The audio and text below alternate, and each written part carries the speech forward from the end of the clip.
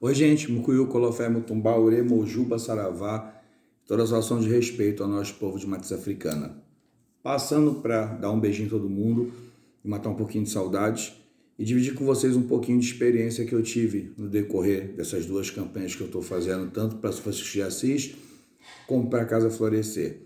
É muito interessante que a gente pare para pensar, como zelador, como espiritualista e como consultor de vidas, que em alguns momentos nós temos à nossa frente pessoas com inúmeros transtornos. E transtornos esses que viram neuroses. Para a gente poder entender o caminho que eu quero tomar, primeiro a gente precisa entender o que significa a palavra neurose, entendeu? A neurose é um conjunto de problemas de origem psíquica, né? Que geram perturbações motoras, emocionais, vegetativas no enraizamento, e elas se originam na infância.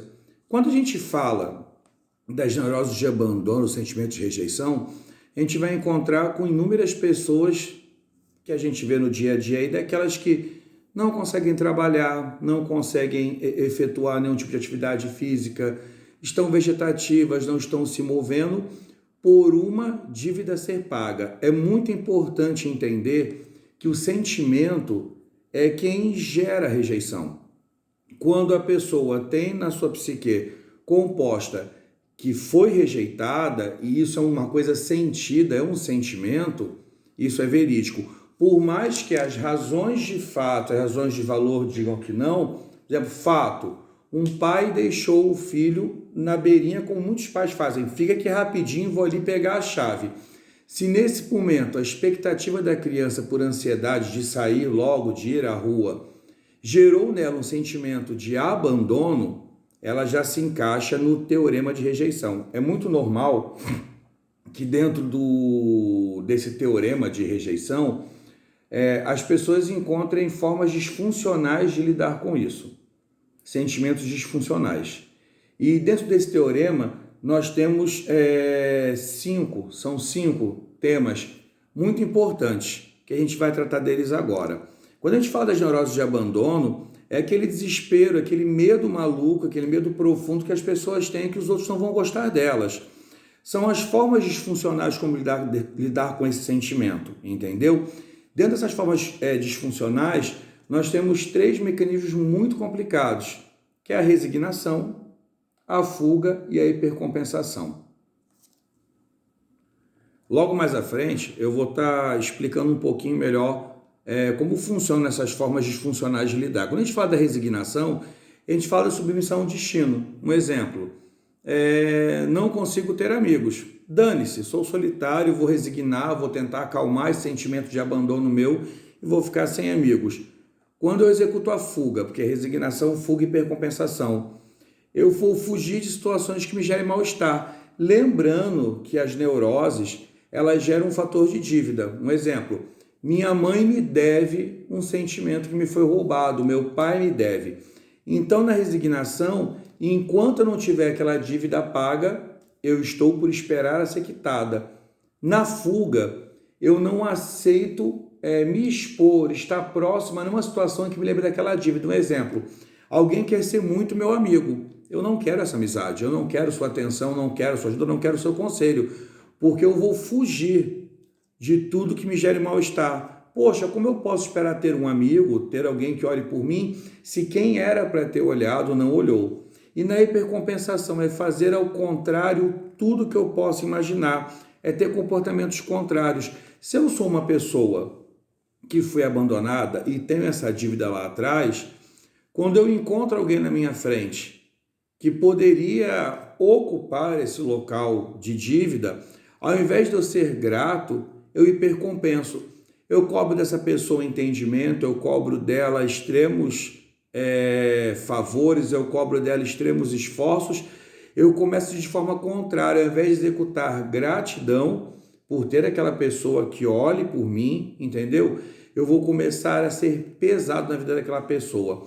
Mas quando eu for descrevendo os sentimentos e as formas disfuncionais, a gente vai chegar num entendimento legal. O porquê eu estou trazendo esse assunto hoje? Nós, como zeladores, às vezes trazemos para nossas roças e incluímos em nossas roças pessoas que estão buscando dentro da religião nada mais que hipercompensar. Estão trazendo essa dívida adquirida lá atrás, porque a neurose ela é adquirida na infância, e com esses transtornos de abandono e neurose, eu tenho um personagem-chave, e esse personagem-chave não pode ser espelhado no zelador, porque essa dívida nunca vai ser paga e a tendência é aborrecimentos, desgastes e infelicidades. Se a gente for parar para descrever rapidinho o que seriam as neuroses de abandono ou sentimento de rejeição, quando eu falar a palavra sentimento, é tudo que eu acredito que seja, tá, gente? Quando a gente fala do abandono, em si a neurose de abandono, é a certeza de uma expectativa de fim iminente a qualquer momento. Comecei uma amizade, ela não vai para frente, nossa, ele vai me abandonar, nossa, não atendeu minha ligação, nossa, fulano não me respondeu a mensagem. A pessoa fica transtornada por qualquer expectativa de não devolução de atenção a ela. Geralmente, o abandono ele se instala na vida da gente quando a gente passa por frustrações que a gente não consegue elaborar um luto. Um exemplo, o divórcio dos pais, o falecimento de um ente muito querido de uma avó, o falecimento de um amigo que correspondia às minhas carências, o fim de um relacionamento, entendeu? Mesmo que é abusivo, mas é relacionamento. E toda e qualquer perda que eu tenha adquirido durante a minha infância, tá, gente?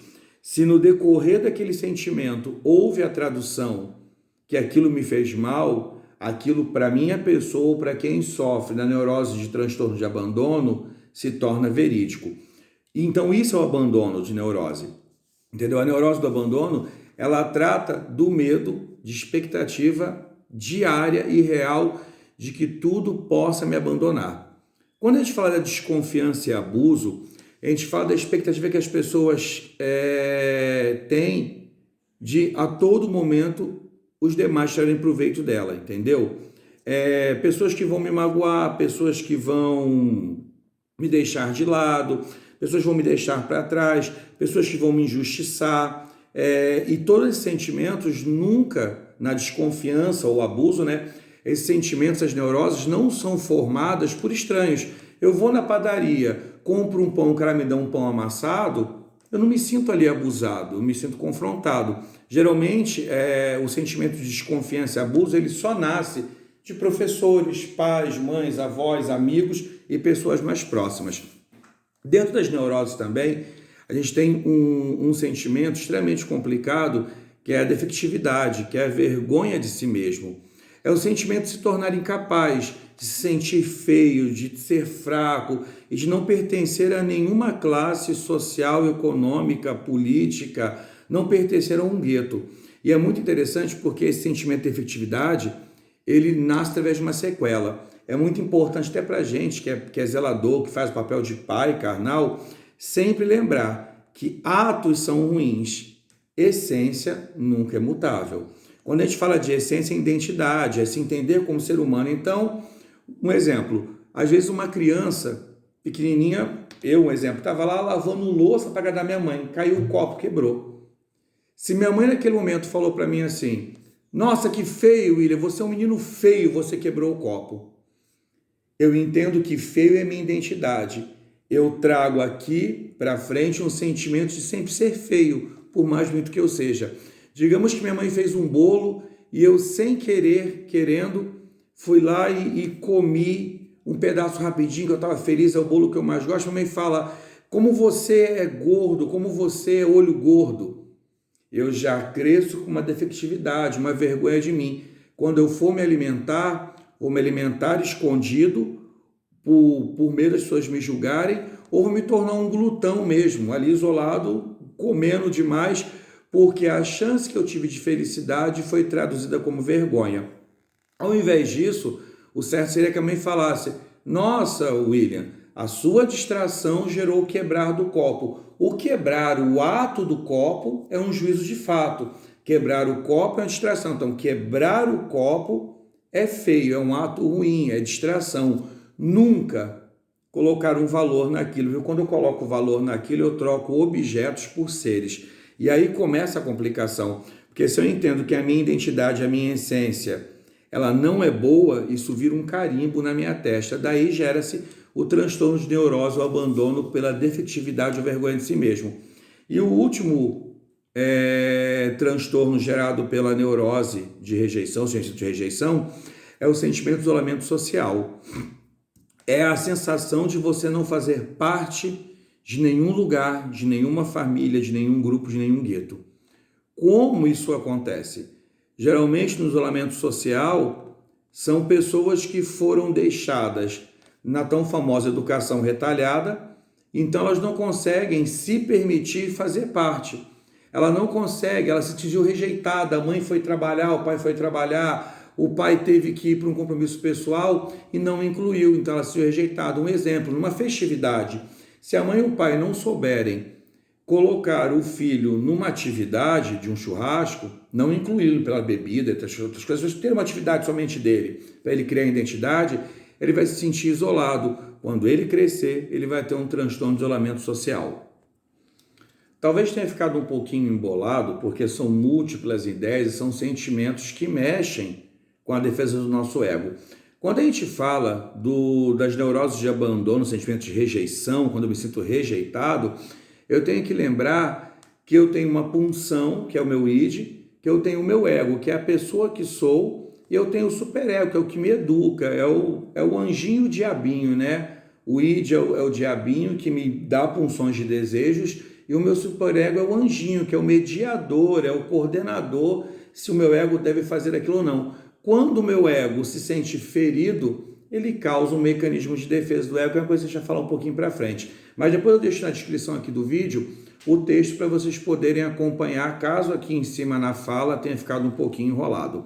O mais importante é a gente entender sobre os transtornos de neurose, os transtornos de rejeição, abandono, é a gente entender que isso cria mecanismos de enraizamento. Eu me torno letárgico, vegetativo e não consigo colaborar ou coexistir com a sociedade. E aí eu falei no comecinho que as pessoas têm métodos negativos de lidarem com isso. Eu posso resignar, que é submissão ao destino, dane-se, toca a bola, vamos embora assim mesmo. Eu posso fugir, que é fugir de situações que me gerem mal-estar, e eu posso percompensar. Então eu vou trazer aqui agora o como a gente consegue lidar com esses sentimentos de forma disfuncional, a forma mais errada. Quando a gente fala da neurose de abandono, sentimento de abandono, resignar o abandono é escolher pessoas realmente que não querem nada com nada. A gente não ouve falar sempre, nossa, fulano arrumou mais uma namorada, mais um namorado, nunca fulano arruma ninguém que não quer com nada. Lembrando, se lá atrás a máscara me deve carinho e abandono, tem uma dívida comigo, para que eu vou namorar a outra máscara aqui na frente? Eu tenho uma dívida a ser paga. Então eu só vou escolher pessoas realmente que vão afirmar que eu tenho um transtorno de abandono. Quando eu tenho fuga, eu sempre vou fugir de relacionamentos que possam me dar uma certeza. Encontrei João é bom para mim, mas eu tenho a dívida lá atrás, com pai, com mãe, com tio, sobrinho, avó, com um amigo que morreu. Não vou ficar bem com o João, porque eu vou fugir. São mecanismos para que eu possa fugir e me tornar menos desconfortável, que é a pior questão da neurose de transtorno de abandono é que a neurose nasce aqui e cria problemas aqui. Então ninguém quer futucar uma ferida, ou cutucar, né? Quando eu falo da hipercompensação, aquela máscara me abandonou, meu pai me abandonou, eu arrumei um namorado aqui, eu vou hipercompensar, eu quero chocolate, quero que ele me entenda, eu quero que ele me dê banho, eu quero que ele trabalhe, que ele faça tudo por mim. Então, no teorema do abandono, são esses três caminhos que são sentimentos negativos que eu consigo lidar. Sempre tem que lembrar, cada transtorno é um sentimento, no caso o abandono é um transtorno de sentimento, e as formas disfuncionais de lidar são os encaixes que eu faço. As formas disfuncionais sempre são a resignação, a fuga e a hipercompensação.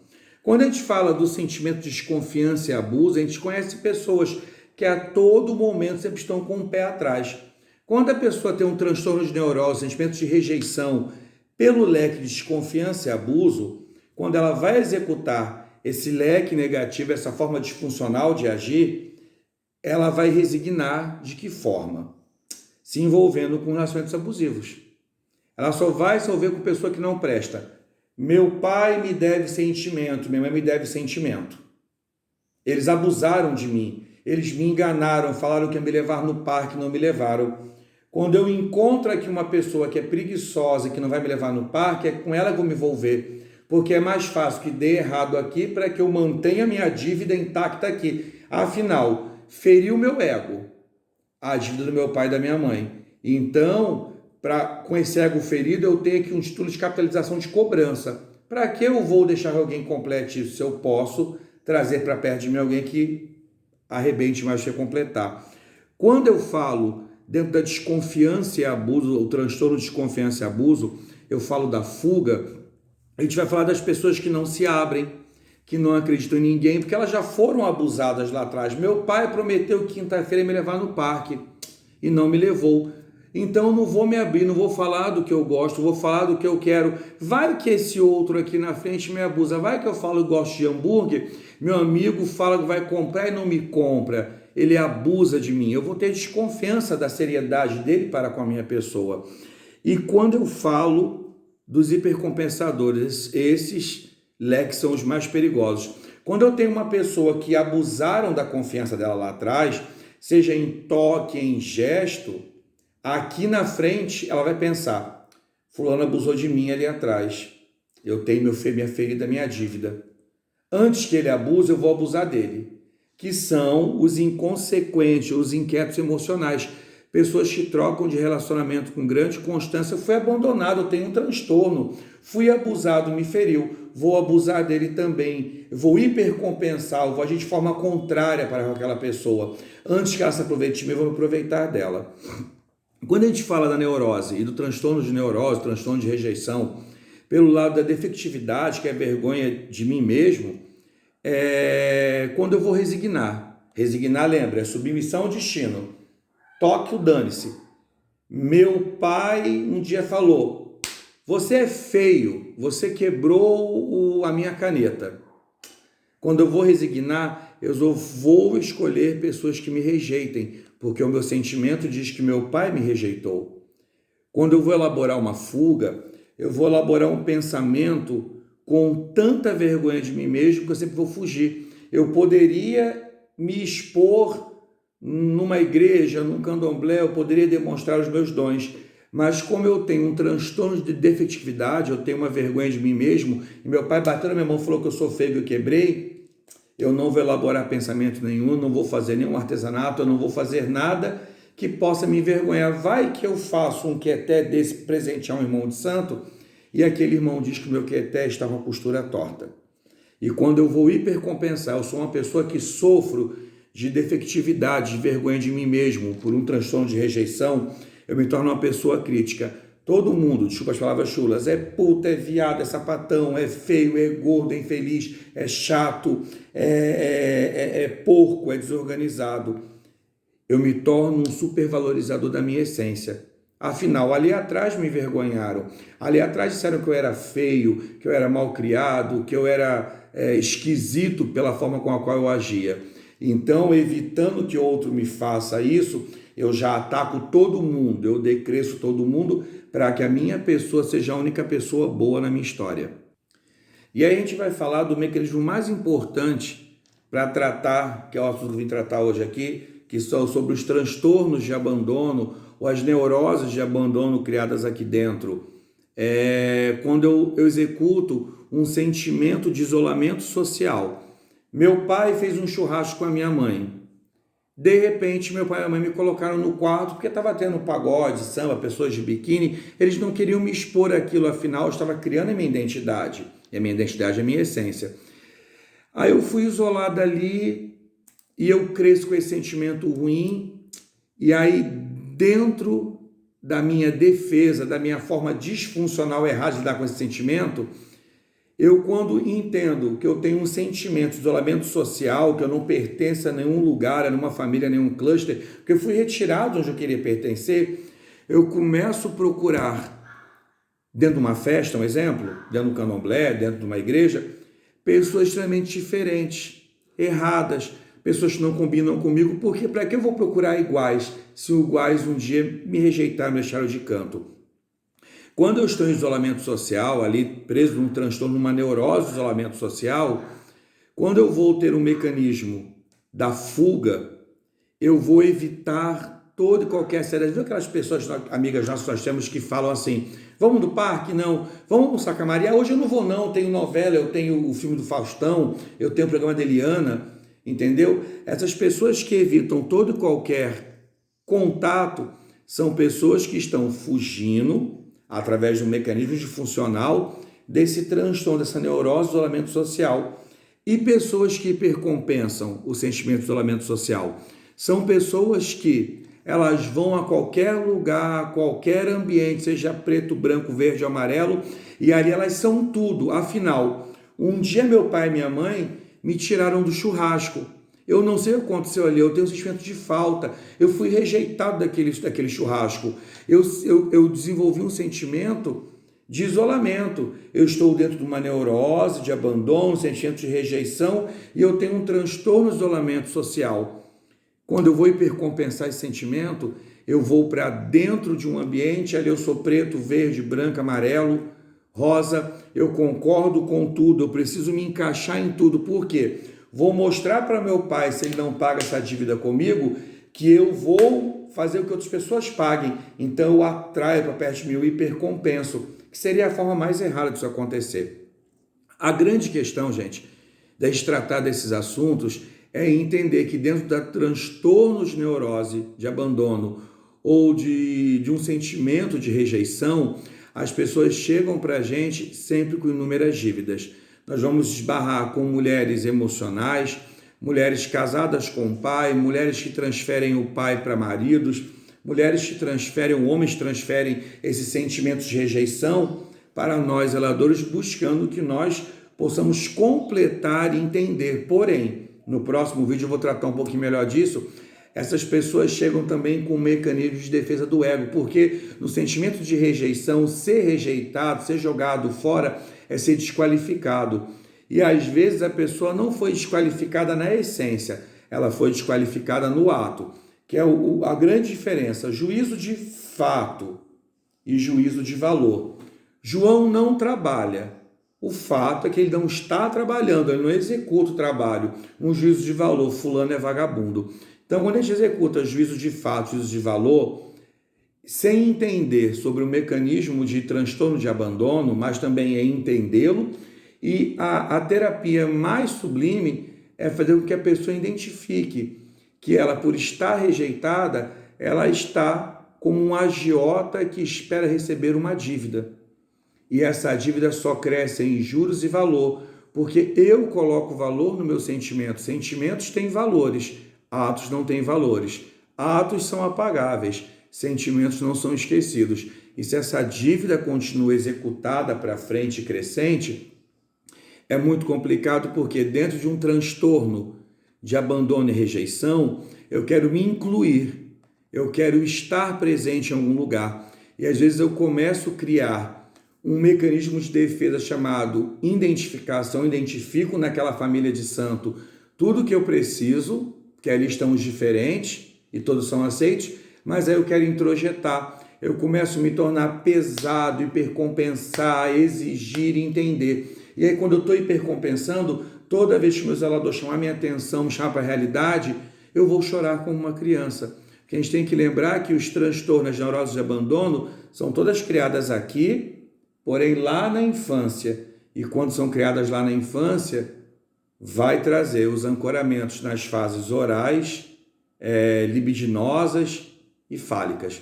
São as 3 fases de conforto maior de uma criança. Mas são assuntos que a gente fala um pouquinho para frente. Eu vou deixar aqui na descrição do vídeo tudo que eu falei resumidinho, vocês poderem ler e entender. É um leque novo que eu estou abrindo e que a gente vai estar indo para uma série de assuntos que falam da individualidade.